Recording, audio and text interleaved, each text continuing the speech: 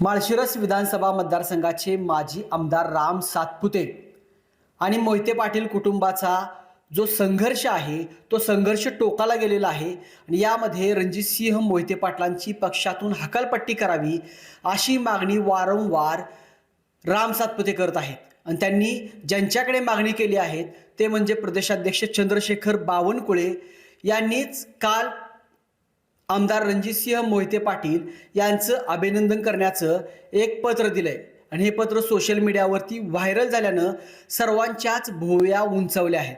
नक्कीच मोहिते पाटलांची पक्षातून हकालपट्टी होणार का पुन्हा एकदा मोहिते पाटलांवरती ताकदीनं जबाबदारी देऊन सोलापूर जिल्ह्यामध्ये भाजप वाढवण्याचा प्रयत्न पक्ष करणार अशा वेगवेगळ्या चर्चा सध्या सुरू आहेत। नमस्कार, मी नितीन, तुम्ही पाहत आहात मुंबई तक। आपण जर पाहिलं तर मोहिते पाटील आणि सातपुते यांचा जो संघर्ष आहे हा लोकसभेच्या निवडणुकीच्या अगोदर सुरू झाला। यामध्ये माजी खासदार रणजितसिंह नाईक निंबाळकर यांना उमेदवारी जाहीर झाली होती आणि त्या ठिकाणाहून धैर्यशील मोहिते पाटील की जे आता माड्याचे खासदार आहेत त्यांनी उमेदवारीची मागणी केली होती। त्यावेळेस त्यांची एकच मागणी होती, एक म्हणजे रणजितसिंह नाईक निंबाळकर यांची उमेदवारी रद्द करा, मला द्या किंवा दुसऱ्याला कुणालाही द्या, अशा पद्धतीची मागणी धैर्यशील मोहिते पाटलांनी केली होती आणि ते मतदारसंघ पिंजून काढत होते। अशामध्ये पार्लमेंट बोर्डाकडून खासदार रणजितसिंह नाईक निंबाळकर यांची उमेदवारी देण्यात आली होती, त्यामुळे ती रद्द करण्यात आली नाही आणि धैर्यशील मोहिते पाटील यांनी राष्ट्रवादी शरदचंद्र पवार पार्टीकडून माड्याची लोकसभा लढवली आणि ते त्या ठिकाणी विजयी झाले। तिथून मोहिते पाटील आणि सातपुते हे दुरावत गेले आणि हा संघर्ष वाढत गेला। त्यानंतर सोलापूर लोकसभेतून आमदार राम सातपुते उभारले, त्या ठिकाणी त्यांचा पराभव झाला आणि पुन्हा विधानसभेची निवडणूक लागली आणि या विधानसभेच्या निवडणुकीमध्ये देखील मोहिते पाटील आणि जानकर हे 30 वर्षाचा संघर्ष संपून एकत्र आले आणि त्या ठिकाणी राम सातपुतेंचा पराभव झाला। त्यामुळं हा पराभव राम सातपुतेंच्या जिव्हारी लागला। गेल्या काही वर्षांमध्ये राम सातपुते यांनी मतदारसंघामध्ये आपली मोड बांधली होती, विविध कामं केली होती, त्यातून त्यांनी त्या ठिकाणी चांगलं यश मिळवलं। निसटता पराभव म्हणजे 13,000 मतांनी त्या ठिकाणी पराभव झाला। जवळपास 70-80 हजारांनी जानकर निवडून येतील अशी अपेक्षा सर्वांना असताना राम सातपुतेंना त्या ठिकाणी चांगली टक्कर दिली। त्यामुळं राम सातपुते यांचा 2 वेळा त्या ठिकाणी पराभव झाला आणि भारतीय जनता पार्टीला देखील मोहिते पाटील दूर गेल्याची चांगलीच किंमत मोजावी लागली। आपण जर पाहिलं तर सोलापूरमध्ये जास्तीत जास्त आमदार हे भाजपचे होते, 2 खासदार भाजपचे होते आणि हे केवळ आणि केवळ 2019 मध्ये मोहिते पाटलांनी भाजपमध्ये प्रवेश केल्यानंतर झालेली ही किमया होती। यापूर्वी सोलापूर जिल्हा हा राष्ट्रवादी आणि काँग्रेसचा बालेकिल्ला होता। एकेकाळी मुख्यमंत्री आणि उपमुख्यमंत्री देखील सोलापूर जिल्ह्यामध्ये राष्ट्रवादीचा आणि काँग्रेसचा हा राज्याचा मुख्यमंत्री आणि उपमुख्यमंत्री होता। त्यामुळे एवढी ताकद असताना अंतर्गत धुसफुशीला कंटाळून मोहिते पाटील हे भाजपमध्ये आले होते, मात्र भाजपमध्ये देखील त्यांना त्याच गोष्टींचा सामना करावा लागला होता। त्यामुळं त्यांनी पुन्हा राष्ट्रवादीमध्ये जाणं पसंत केलं आणि तिथूनच परत एकदा भाजप आणि मोहिते पाटील हा संघर्ष सुरू झाला। हा संघर्ष जर म्हटलं तर मोहिते पाटलांनी सुरुवातीपासूनच आपल्या पक्षाला विरोध नाही अशा पद्धतीची स्टेटमेंट दिलेली आहे। देवेंद्र फडणवीस यांनी कारखान्यांना केलेली मदत आहे ती बोलून दाखवलेलं आहे आणि लोकसभेच्या निवडणुकीपासूनच रणजितसिंह मोहिते पाटील हे विधान परिषदेचे भारतीय जनता पार्टीचे आमदार आहेत, ते पक्षातच आहेत आणि त्यांनी लोकसभेच्या निवडणुकीला पक्षाचा प्रचार केला नाही आणि विरोधी पक्षाचा देखील प्रचार केला नाही असं ते सांगतात। मात्र त्यांची जे लोकसभेचे उमेदवार होते धैर्यशील मोहिते पाटील, त्यांची गळाभेट घेतानाचा एक व्हिडिओ सोशल मीडियावरती त्या दरम्यान व्हायरल झाला होता आणि त्या व्हिडिओचा देखील उल्लेख त्या नोटिसीमध्ये केला होता। त्यानंतर विधानसभेला राम सातपुतेंचा पराभव झाला होता आणि राम सातपुते यांनी थेट मोहिते पाटलांना त्यानंतर आव्हान द्यायला सुरुवात केली आणि पहिली नोटीस ही 16 डिसेंबर 2024ला पहिली नोटीस ही रणजितसिंह मोहिते पाटलांना आली, ज्यामध्ये त्यांना पक्षाची शिस्तभंग केले आणि तुमच्यावरती कारवाई का करू नये असं विचारण्यात आलं। या नोटिसीमध्ये जर आपण पाहिलं तर लोकसभेला त्यांनी दुसऱ्या पक्षाच्या उमेदवाराचा प्रचार केला, त्यांच्या घरातील कुटुंबातील जे सदस्य आहेत त्यांनी राष्ट्रवादीचा पंचा टाकून राष्ट्रवादीच्या उमेदवारांचा प्रचार केला। त्याचबरोबर ज्या शंकर सहकारी साखर कारखान्याला महायुतीच्या काळामध्ये कर्ज देण्यात आलं त्या कारखान्याचे कर्मचारी चिटबॉय यांनी देखील दुसऱ्या पक्षाचा प्रचार केला। आणि मुख्यमंत्री देवेंद्र फडणवीस असतील, पंतप्रधान नरेंद्र मोदी, नितीन गडकरी केंद्रीय मंत्री, हे सर्व मोठे नेते आले असताना रणजितसिंह मोहिते पाटील यांनी त्यांच्या दौऱ्याकडे पाठ फिरवली, त्यांनी त्या कार्यक्रमाला उपस्थिती लावली नाही, अशा पद्धतीचे आरोप ही त्यांच्यावरती करण्यात आलेले आहेत। यामध्ये जर आपण पाहिलं तर लोकसभेच्या निवडणुकीच्या वेळेस उपमुख्यमंत्री आणि आताचे मुख्यमंत्री देवेंद्र फडणवीस हे अकलूजमध्ये आले होते। त्यावेळेस रणजितसिंह मोहिते पाटील हे त्यांच्या स्वागतासाठी गेले होते, मात्र त्यांनी त्या ठिकाणी गाडी थांबवली नाही। याबाबत त्यांना विचारलं नंतर त्यांनी सांगितलं की देवेंद्र फडणवीस हे माझे नेते आहेत आणि माझ्या ज्यावेळेस शहरामध्ये ते येतात त्यांचं स्वागत करणं हे माझं कर्तव्य आहे आणि त्यांना नाही थांबले तरी मला त्या गोष्टीचा राग नाही। अशा पद्धतीचं एक संयमाचं जे संयम आहे तो मोहिते पाटलांनी पाळलेला दिसतो। आणि आत्तापर्यंत राम सातपुते यांनी अनेक वेळा मोहिते पाटलांवरती टीका केली, मात्र त्याला उत्तर देणं संपूर्ण मोहिते पाटील कुटुंबानं आत्तापर्यंत टाळलंय। परवाच धैर्यशील मोहिते पाटील की जे आता माड्याचे खासदार आहेत त्यांना विचारलं होतं की वारंवार आमदार राम सातपुते, माझे आमदार राम सातपुते तुमच्यावरती टीका करतायत, कुटुंबावरती टीका करतायत, तुम्ही याबाबत का काय उत्तर देत नाही?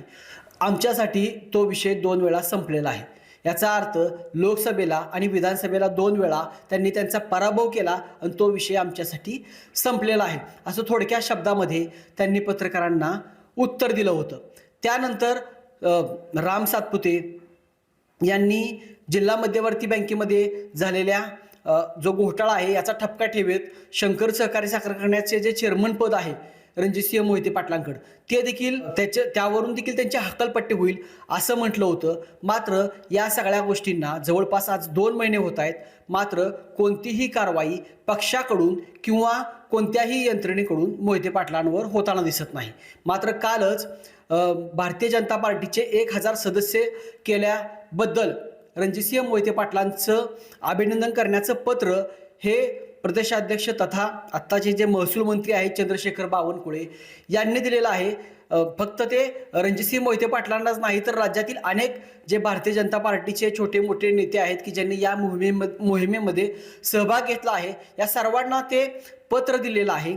तेच पत्र त्यांनी रणजितसिंह मोहिते पाटलांना दिलेलं आहे। त्यामुळं पाठीमागची जी नोटीस आहे त्याबाबतची काय कारवाई होते हे पाहणं औत्सुक्याचं असणार आहे। आणि येणाऱ्या काळामध्ये मोहिते पाटील की जे आपण पाहिलं की लोकसभेला ज्या पद्धतीनं रणजितसिंह मोहिते पाटील भारतीय जनता पार्टीमध्ये राहिले होते त्याचं कारण होतं की पूर्वी म्हणजे आज ही पहिली वेळ नाही की मोहिते पाटील कुटुंब हे 2 पक्षामध्ये आहेत। एकेकाळी कैलासवासी प्रतापसिंह मोहिते पाटील हे भारतीय जनता पार्टीचे कॅबिनेट मंत्री होते, तर उपमुख्यमंत्री विजयसिंह मोहिते पाटील हे राष्ट्रवादीमधून होते। म्हणजे मोहिते पाटलांना 2 पक्षामध्ये राहणं ही गोष्ट आज नवीन नाही। त्याच पद्धतीनं रणजितसिंह मोहिते पाटील हे भाजपमध्ये राहिले की जेणेकरून भारतीय जनता पार्टीचे भविष्यातील जी दरवाजे आहेत हे कायमस्वरूपी आपल्यासाठी बंद होऊ नये। आणि आज जर पाहिलं तर भारतीय जनता पार्टीचे संकटमोचक गिरीश महाजन हे मोहिते पाटलांचा जो वादविवाद आहे उमेदवारीवरून निर्माण झालेला ते मिटवायसाठी आले होते आणि त्यांनी 2 शब्दात सांगितलं होतं की मोहिते पाटलांची नाराजगी परवडणारी नाही।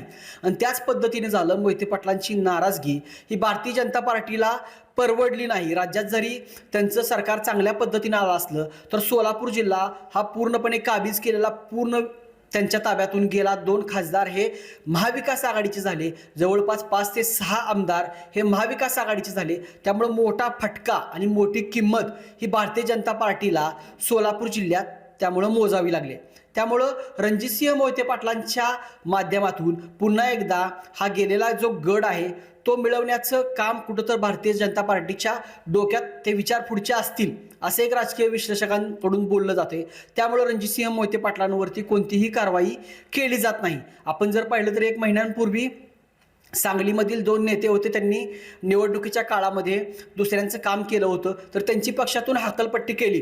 अशा पद्धतीचं एक त्यांची नोटीस जी आहे हकालपट्टी केल्याची ती सोशल मीडियावरती व्हायरल झाली होती. मात्र रणजितसिंह मोहिते पाटील यांच्यावरती कोणतीही कारवाई न करता थेट त्यांचं अभिनंदन करण्याचं पत्र हे पक्षाने दिलंय. त्यामुळं आत्ताच आपण अजून एक घडामोड या दरम्यान घडली, ती म्हणजे सोलापूर जिल्ह्याचं पालकमंत्रीपद. सोलापूर जिल्ह्याचं पालकमंत्रीपद हे जयकुमार गोरे यांना देण्यात आलं, की जयकुमार गोरे यांचा पराभव करण्यासाठी रामराजे निंबाळकर असतील, मोहिते पाटील कुटुंब असेल यांनी त्या ठिकाणी तगडी फिल्डिंग लावली होती. मात्र त्या ठिकाणाहून ते विजय झाले आणि सातारा, फलटण त्याचबरोबर सोलापूर म्हणजे माढा लोकसभा आणि सोलापूर जिल्हा हा जयकुमार गोरे की जे आत्ताचे पालकमंत्री आहेत त्यांच्या कार्यक्षेत्रामध्ये येतो आणि त्यांना सोलापूर जिल्ह्याचं पालकमंत्रीपद देण्यात आलं आहे. त्यांना ज्यावेळेस हे पालकमंत्रीपद देण्यात आलं होतं, चर्चा सुरू होत्या त्यावेळेस एक संपूर्ण जिल्ह्यामध्ये चर्चा होती की आता मोहिते पाटलांना शह देण्यासाठी जयकुमार गोरे यांना पालकमंत्रीपद दिलं आहे. मात्र ज्यावेळेस पालकमंत्री पहिल्यांदा सोलापूर जिल्ह्याच्या दौऱ्यावरती आले, पत्रकारांनी त्यांना प्रश्न विचारला की मोहिते पाटलांची पक्षातून हकालपट्टी होणार का, त्यांना दिलेल्या नोटिसीचं काय. तर एका मुरब्बी मंत्र्याप्रमाणे त्यांनी त्या ठिकाणी उत्तर दिलं. राजीनामा घ्या, नेमकं काय, नेमकं कशासाठी अडलंय? आता हे सगळं पक्षाचे प्रदेशाध्यक्ष ठरवतात, पक्षाचं शीर्ष नेतृत्व ठरवतं. त्यामुळे ते ठरवतील आणि ही जी परिस्थिती समोर आहे, कुणाला नोटीस आलं किंवा कुणाचा काय निर्णय घ्यायचा आहे, हे पक्ष योग्य वेळी ठरवतो. हा भारतीय जनता पार्टी आहे. त्यामुळं आपल्या सगळ्यांना माहिती असेल, हा पक्ष शिस्तीने चालतो आणि शिस्तीत राहतो, तोच पुढे जातो. आणि शिस्तीत राजीनामा घ्यायचा द्यायचा हा पार्टीचा विषय आहे. पण मी एक सांगतो, भारतीय जनता पार्टीसोबत भारतीय जनता पार्टीला अडचण होणारं कुठलंही कृत्य, माझ्या कार्यकर्त्यांना अडचण होणारं कुठलंही कृत्य या जिल्ह्यामध्ये चालू देणार नाही. हा विषय क्लिअर आहे. आणि माझ्या जनतेच्या, सोलापूर जनतेच्या हिताचा जो विषय आहे, पाण्याचे प्रश्न आहे, MIDCचा प्रश्न आहे, मायग्रेशनचा प्रश्न आहे, सोलापूर शहराची लोकसंख्या वाढते का कमी होते याचा प्रश्न आहे, आणि अनेक विषय असे आहेत की ते विषय आपल्या दृष्टीने महत्त्वाचे आहेत. हे विषय खूप महत्त्वाचे नाही आहेत. हा विषय तर तुम्ही चिंता नका करू, सगळ्या विषयाचे औषध सगळ्याकडे असतात, त्यामुळे बाकी चिंता नका करू. माझं म्हणणं आहे की मीडिया आपण सगळे मिळून एक सोलापूर जिल्ह्याच्या विकासासाठी आपण प्रयत्न करू. ज्या गोष्टी अनेक वर्षापासून घडलेल्या नाहीत त्या घडवण्यासाठी तुमच्या सगळ्यांचं सहकार्य मला वाटतं पालकमंत्री म्हणून मला अपेक्षित आहे, ते आपण सगळेजण द्याल अशा अपेक्षा पाहिजे. अशा पद्धतीचं त्यांनी उत्तर दिलं आणि त्यांच्यातून कोणतीही एक सूड भावना असेल किंवा डायरेक्ट कारवाई करण्याची जी एक भाषा असती किंवा ज्या पद्धतीने जयकुमार गोरे विधानसभेच्या निवडणुकीच्या अगोदर एक तगडं आव्हान देणं किंवा बोलत होते, तसं न बोलता एखाद्या मुरब्बी मंत्र्याप्रमाणे त्यांनी उत्तर दिलं. त्यातूनच एक असं दिसतंय की त्यांना सर्व जे काही महाविकास आघाडीचे जे आमदार आहेत यांना परत एकदा एकत्र घेऊन जिल्ह्याचा विकास करायचा आहे आणि ही जी विस्कटलेली जिल्ह्याची जी घडी आहे ती पुन्हा एकदा बसवायची. त्यामुळं येणाऱ्या काळामध्ये मोहिते पाटलांची पक्षातून हकालपट्टी होतीये का, आमदार राम सातपुते, मोहिते पाटील एकत्र येऊन पुन्हा एकदा सोलापूर जिल्ह्याची बांधणी करतायत, हे देखील पाहण्याचं औत्सुक्याचं ठरणार आहे.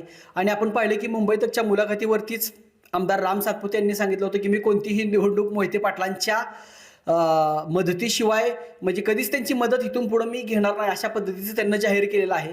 आणि बघू आता येणाऱ्या काळामध्ये काय होते, नक्की पक्षाच्या मनामध्ये काय आहे. म्हणजे कालची जी अभिनंदन केलेली नोटीस आहे ही चांगलं काम केलेली आहे, मात्र पक्षांतर्गत जर काय त्यांना कारवाया विरोधी केल्या असतील तर त्याची देखील काहीतरी कारवाई होते का पुन्हा एकदा मोहिते पाटलांकडं ही जिल्ह्याची धुरा दिली जाते आणि हे सर्व जे नेते आहेत दुरावलेले एकत्र येऊन काम करतायत का परत एकदा मोहिते पाटील आणि सातपुते हा संघर्ष आपल्याला पाहायला मिळतोय.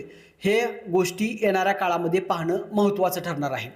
तुम्हाला मोहिते पाटील आणि आमदार राम सातपुते यांच्याबद्दल जो संघर्ष सुरू आहे त्याबद्दल काय वाटतंय? रणजितसिंह मोहिते पाटलांची पक्षातून हकालपट्टी होईल का त्यांच्यावरती पुन्हा एकदा जिल्ह्याची जबाबदारी दिली जाईल? तुम्हाला काय वाटतंय कमेंट करून सांगा. आणि तुम्ही जर आमचं मुंबई तक चॅनल सबस्क्राईब केलं नसेल तर आजच सबस्क्राईब करा.